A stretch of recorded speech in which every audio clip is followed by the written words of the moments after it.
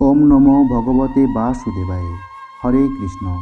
উত্থান একাদশী ব্রত কবে পালন করবেন?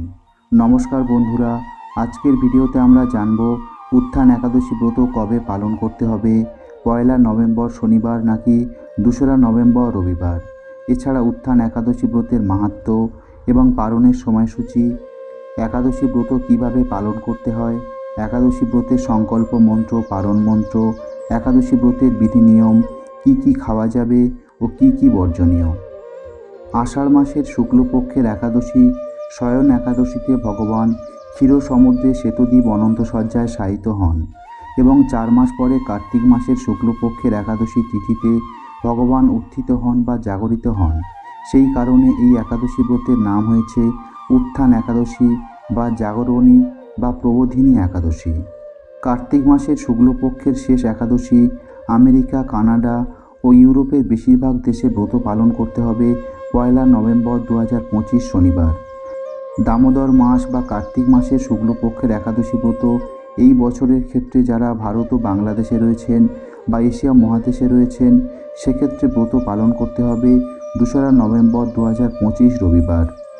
যেসব স্থানে 1 নভেম্বর 2025 শনিবার ব্রত পালন করতে হবে সেগুলি হচ্ছে ইউরোপের ফিনল্যান্ড, সুইডেন, নরওয়ে, ডেনমার্ক, যুক্তরাজ্য, Ireland, Portugal, Spain, France, Italy, Germany, Belgium, Netherland, Switzerland, Malta, Poland, Hungary, Croatia, Austria, চেক রিপাবলিক, পশ্চিম আফ্রিকার Mali, Nigeria, Libya, America, Canada, Mexico, Brazil, Argentina, Chile ও পেরু সহ উত্তর ও দক্ষিণ আমেরিকার সকল দেশে।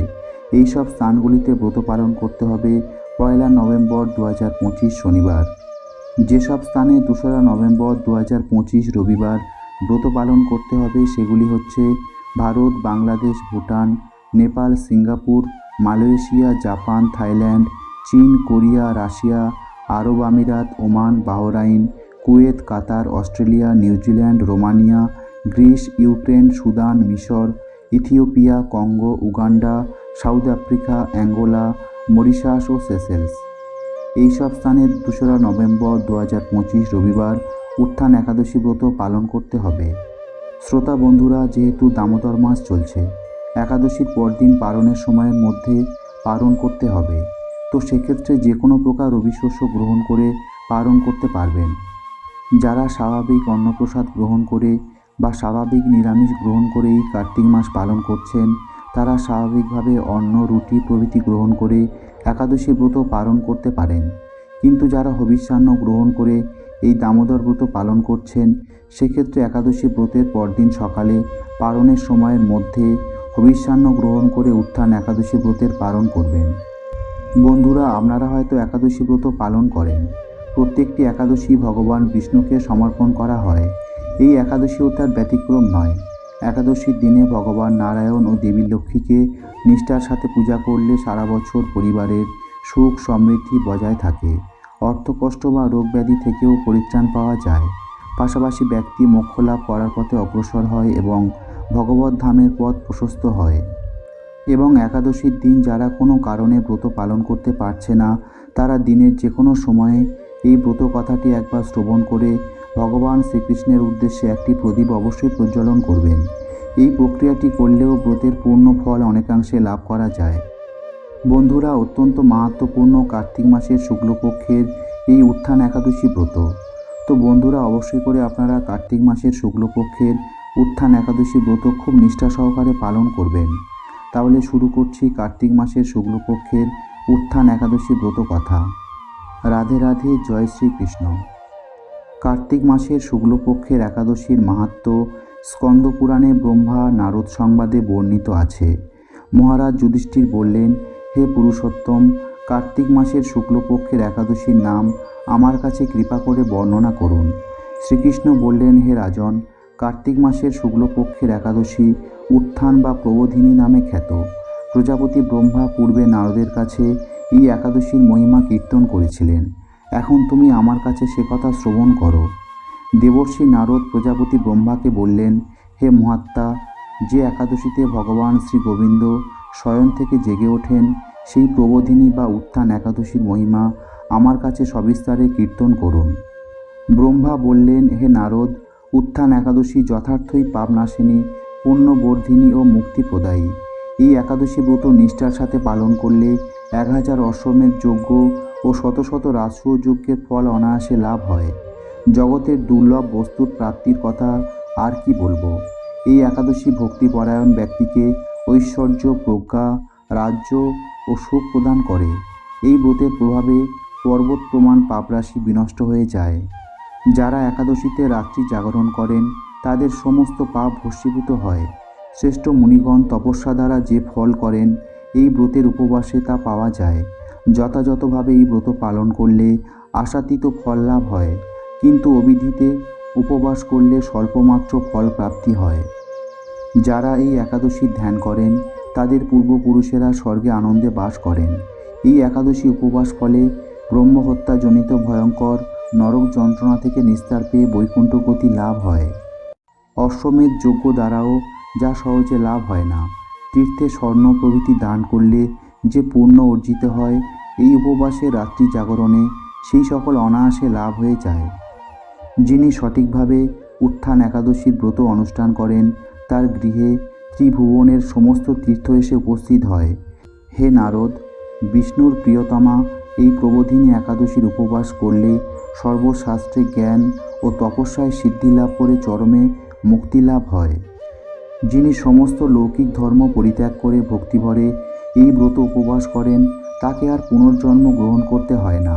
এমনকি মন ও বাক্য দ্বারা অর্জিত পাপ রাশিও শ্রী গোবিন্দের অর্চনে বিনষ্ট হয়ে যায়। হে বৎস, এই ব্রতে শ্রদ্ধা সহকারে শ্রী জনার্দনের উদ্দেশ্যে স্নান, জপ, কীর্তন ও হোমাদি করলে অক্ষয় ফল লাভ হয়। যারা উপবাস দিনে শ্রীহরির প্রতি ভক্তিভাবে দিন যাপন করেন তাদের পক্ষে জগতের দুর্লভ বলে আর কিছু নেই। চন্দ্র ও সূর্যগ্রহণে স্নান করলে যে পুণ্য হয়, এই উপবাসে রাত্রি জাগরণে তার সহস্রগুণ স্বীকৃতি লাভ হয়। তীর্থে স্নান, দান, জপ, হোম, ধ্যান আদির ফলে যে পুণ্য সঞ্চিত হয়, উত্থান একাদশী না করলে সে সমস্ত নিষ্ফল হয়ে যায়। হে নারদ, শ্রী হরিবাসরে শ্রী জনার্দনের পূজা বিশেষ ভক্তি সহকারে করবে, তা না হলে শত জন্মার্জিত পুণ্য ও বিফল হয়। হে বৎস, যিনি কার্তিক মাসে সর্বদা ভাগবত শাস্ত্রাদি অধ্যয়ন করেন তিনি সর্বপাপ মুক্ত হয়ে সমস্ত যজ্ঞের ফল লাভ করেন। ভগবান হরিভক্তিমূলক শাস্ত্রপাঠে অত্যন্ত সন্তুষ্ট হন, কিন্তু দান, জপ, যজ্ঞাদি দ্বারা তেমন প্রীত হন না। এই মাসে শ্রী বিষ্ণুর নাম, গুণ, রূপ, লীলাদি শ্রবণ, কীর্তন অথবা শ্রীমদ্ ভাগবত আদি শাস্ত্রগ্রন্থ পাঠের ফলে শত শত গোদানের ফল অচিরেই প্রাপ্ত হওয়া যায়। তো বন্ধুরা, এই ছিল উত্থান একাদশী ব্রতের মাহাত্ম্য। বন্ধুরা, আপনারা চাইলে নির্জলা উপবাস করতে পারেন। আর যাদের নির্জলা উপবাসের সমস্যা আছে সেই সব ব্যক্তিরা ফলমূল গ্রহণ করে একাদশী ব্রত পালন করতে পারবেন। শ্রোতা বন্ধুরা, এবারে আমরা জেনে নেব উত্থান একাদশী ব্রতের পালনের সময়। পশ্চিমবঙ্গে পরদিন পালনের সময়সূচি 5:48 AM থেকে 9:27 AM। বৃন্দাবনে পরদিন পালনের সময়সূচি 6:31 AM থেকে 10:12 AM। বাংলাদেশে পরদিন পালনের সময়সূচি 6:13 AM থেকে 9:43 AM। এবারে আমরা জানব একাদশী পালনের নিয়ম। একাদশীর আগের দিন রাত্রে 11টা থেকে 11:30টার মধ্যে অন্নপ্রসাদ গ্রহণ করে দান মেজে নেবেন। এই ব্রতের আগের দিন উপবাসী ব্যক্তিকে সংযম ও সততা অবলম্বন করতে হয়। একাদশীর দিন ভোরবেলায় ঘুম থেকে উঠে সূর্যোদয়ের পূর্বে স্নান পর্ব সেরে নিন। তারপর শুদ্ধ বস্ত্র পরিধান করে ঠাকুর ঘরে গিয়ে একাদশীর সংকল্প গ্রহণ করুন। শ্রীহরির চরণে একটি ফুল নিবেদন করে মনে মনে বলুন, হে পুণ্ডরীকাক্ষ, আমি একাদশীতে উপবাস থেকে পরের দিন আহার সম্পন্ন করব। আমি যাতে এই একাদশী শ্রদ্ধার সঙ্গে সম্পন্ন করতে পারি তার জন্য আপনি আমার সহায় থাকবেন। সংকল্প মন্ত্রটি এভাবে উচ্চারণ করতে পারেন। একাদশাং নিরাহার স্থিতা অহম অপরে হহনি ভক্ষামি পুণ্ডরীকাক্ষ শরণং মে ভাবাচ্যুত। আমাদের শাস্ত্রের বিধান অনুযায়ী দশমীতে একবার আহার এবং একাদশীতে নিরাহার থাকতে হয়। যদি অসমর্থ হন তাহলে শুধুমাত্র একাদশীতেই নিরাহার থাকতে হবে। আর যদি পারেন তাহলে আজকের এই একাদশী নির্জলা রাখার চেষ্টা করুন। যদি কোনো কারণে আপনি তাতেও অসমর্থ হন তাহলে পঞ্চ রবিশস্য বাদ দিয়ে ফলমূল, সবজি এবং অনুকল্প প্রসাদ গ্রহণ করতে পারবেন। পঞ্চ রবিশস্য অর্থাৎ চাল বা গম জাতীয় কোনো খাবার, ডাল এবং সরিষার তেল একাদশীতে পরিহার করতে হবে। বাজরা, শ্যামাদানা, ওটস, ছোলা এসব পঞ্চ রবিশস্যের অন্তর্ভুক্ত, তাই এসব গ্রহণ করবেন না। বন্ধুরা, আপনারা একাদশীতে ফলমূল গ্রহণ করবেন। যাদের পক্ষে নির্জলা উপবাস পালন করা সম্ভব সেটি সবথেকে উত্তম, কিন্তু যাদের পক্ষে নির্জলা উপবাস পালন করা সম্ভব নয় সেই সমস্ত ব্যক্তিরা ফলমূল গ্রহণ করে এই একাদশী ব্রত পালন করতে পারবেন। এই একাদশী ব্রতের প্রধান উদ্দেশ্য আত্মশুদ্ধি এবং পাপ থেকে মুক্তি। ভবিষ্যোত্তর পুরাণে বলা হয়েছে যে ব্রতকারী যদি একাদশীর দিন শস্যদানা গ্রহণ করে সে তার পিতামাতা, ভাই এবং গুরু হত্যাকারী, এবং সে যদি বৈকুণ্ঠ লোকে উন্নীত হয় তবুও তার অধঃপতন ঘটে। এই দিন আপনি যদি চান তাহলে ভগবান বিষ্ণুকে সব কিছু নিরামিষ আহার রন্ধন করে ভোগ অর্পণ করতে পারেন। তবে সেই ভোগে যদি অন্ন এবং ডাল থাকে তাহলে সেই ভোগ একাদশীর দিন গ্রহণ করা যাবে না। সেই প্রসাদ পরের দিন গ্রহণ করার জন্য রেখে দেওয়া যেতে পারে। একাদশীর দিন ডালিয়া বা ওটস জাতীয় খাবার বর্জন করতে হবে, তবে সাবুত তৈরি পায়েস আজকের দিনে খাওয়া যেতে পারে। যেহেতু আগেই বলা হয়েছে একাদশীর দিন শস্যদানা আহার করা নিষিদ্ধ, এমনকি তা যদি ভগবান বিষ্ণুর প্রসাদও হয় তবুও তা গ্রহণ করতে শাস্ত্রে কঠোরভাবে নিষেধ করা হয়েছে। তাই একাদশীর দিন নিজেও অন্নভোজন করবেন না এবং অন্যকেও অন্নভোজন করাবেন না। একাদশীর দিন একাদশীর সংকল্প মন্ত্র, ভগবান বিষ্ণুর পুজো, উপবাস, জপ, ধ্যান, স্তোত্রপাঠ ও ভাগবত শ্রবণ করা উচিত। এই ব্রতের দিন আপনারা বেশি বেশি করে হরিনাম জপ করবেন, মঙ্গল আরতি করবেন, ভগবানকে পূজা নিবেদন করবেন। অনেকের মনে সন্দেহ থাকে যে একাদশীর দিন তুলসী মাতাকে জল নিবেদন করা যাবে কিনা। তাদের উদ্দেশ্যে বলবো, বছরে 365 দিন রবিবার এবং একাদশী তিথিতে তুলসী মাতাকে অবশ্যই জল নিবেদন করতে হবে। একাদশীর দিন ভগবানের চরণে তুলসী পত্র, পুষ্প অর্পণ করবেন এবং তুলসীতে জলদান করবেন। একাদশী সহ বছরের প্রতিদিন তুলসীতে জলদান করতে হবে। প্রতিদিন তুলসী আরতি ও প্রদক্ষিণ করতে হবে। তবে একাদশীর দিন তুলসী পাতার চয়ন করা নিষিদ্ধ। তাই বিষ্ণুকে যে তুলসী পাতা আপনি নিবেদন করতে চান তা আগের দিন চয়ন করে রাখা কর্তব্য, কারণ একাদশীর দিন তুলসী পাতা ছিঁড়তে নেই।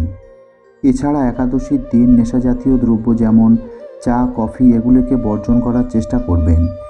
এখানে একটা কথা বলে রাখা আবশ্যক, যদিও একাদশীতে নিরাহার থাকার বিধান রয়েছে, কিন্তু যারা শারীরিকভাবে অসুস্থ তারা একাদশীর দিন ঔষধ গ্রহণ করতে পারেন। এতে একাদশীর ব্রতে কোনো প্রভাব পড়ে না। একাদশীর দিন আপনারা বেশি বেশি করে শাস্ত্র অধ্যয়ন করবেন এবং নির্দিষ্ট একাদশী ব্রত মাহাত্ম্য পাঠ করবেন। এইভাবে আপনারা প্রতিটি একাদশী ব্রত পালন করতে পারেন। শ্রোতা বন্ধুরা, এবারে আমরা জেনে নেব একাদশীর দিন যারা একাদশী ব্রত পালন করবেন তারা পরের দিন পালন ক্রিয়া কীভাবে সম্পন্ন করবেন। পঞ্জিকাতে পালনের জন্য যে সময় নির্দিষ্ট করা থাকে সেই সময়ের মধ্যে পালন ক্রিয়া সম্পন্ন করা অতি আবশ্যক। পালনের জন্য পঞ্চ রবিশস্য দিয়ে ভগবানকে ভোগ নিবেদন করে 3 বার ভক্তি সহকারে এই পালন মন্ত্রটি উচ্চারণ করুন। এই মন্ত্র পাঠ করে একাদশীর ফল ভগবানের চরণে অর্পণ করতে হয় এবং সেই অনুকল্প প্রসাদ গ্রহণ করে পালন অর্থাৎ একাদশী ব্রত ভঙ্গ করতে হয়। নতুবা একাদশীর পুণ্যফল লাভ করা থেকে আপনি বঞ্চিত থেকে যেতে পারেন। একাদশী ব্রতের পরদিন সকালে পালনের নির্দিষ্ট সময়ের মধ্যে অন্ন, রুটি বা ছাতু বা যে কোনো প্রকার রবিশস্য গ্রহণ করে ব্রতের পালন করবেন বা সমাপ্ত করবেন। পালন মন্ত্রটি হল অজ্ঞান তিমিরান্ধস্য ব্রতে নানেব কেশব প্রসিদ্ধ সুমুখ নাথ জ্ঞানদৃষ্টি প্রদ ভব। অর্থাৎ, হে কেশব, আমি অজ্ঞানরূপ অন্ধকারে নিমজ্জিত হয়ে আছি। হে প্রভু, এই ব্রত দ্বারা আমার প্রতি প্রসন্ন হয়ে আমাকে জ্ঞানচক্ষু প্রদান করো। বন্ধুরা, সবশেষে একটাই কথা বলার, একাদশী ব্রত পালনের প্রকৃত উদ্দেশ্য কেবল উপবাস করা নয়, নিরন্তর শ্রীহরির নাম স্মরণ, মনন এবং শ্রবণ কীর্তনের মাধ্যমে একাদশীর দিনটি ভক্তি সহকারে অতিবাহিত করতে হয়।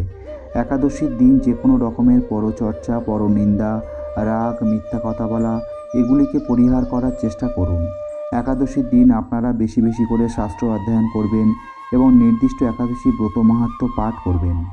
সম্ভব হলে একাদশীর দিন শ্রী বিষ্ণুকে সন্তুষ্ট করার জন্য শ্রীমদ্ ভগবদ্ গীতা থেকে যে কোনো একটি অধ্যায় পাঠ বা শ্রবণ করুন এবং বেশি বেশি করে ভগবানকে স্মরণ করুন, হরিনাম সংকীর্তন করুন, মালা জপ করুন। এইভাবে আপনারা প্রতিটি একাদশী ব্রত পালন করতে পারেন। যারা নিষ্ঠা সহকারে এই ব্রত পালন করেন তারা এই জন্মেই শান্তি ও ভগবানের কৃপা লাভ করেন। আমাদের সকলের উচিত এই ব্রতের মর্ম উপলব্ধি করে নিয়মমাফিক পালন করা, যাতে আমরা জীবনের প্রকৃত সার্থকতা অর্জন করতে পারি। তো এই ছিল আজকের ভিডিওর বিষয়। একাদশী সম্পর্কিত এই ভিডিওটি কেমন লেগেছে, ভিডিওটি সম্পর্কে আপনার মতামত কমেন্ট করে আমাদের অবশ্যই জানান। রাধাকৃষ্ণ মোটিভেশনের সাথে থাকার জন্য অনেক অনেক ধন্যবাদ। আমাদের চ্যানেলের ভিডিও ভালো লাগলে লাইক, কমেন্ট, শেয়ার এবং সাবস্ক্রাইব করতে ভুলবেন না এবং আপনার আপনজনদের সাথে ভিডিওটি শেয়ার করবেন, যাতে তারা ভিডিওটি দেখে উপকৃত হতে পারে। সকলে ভালো থাকুন, সুস্থ থাকুন। মঙ্গলময় শ্রীকৃষ্ণের কৃপায় আপনার জীবন আরও সুন্দর ও সার্থক হয়ে উঠুক। রাধে রাধে। জয় শ্রীকৃষ্ণ।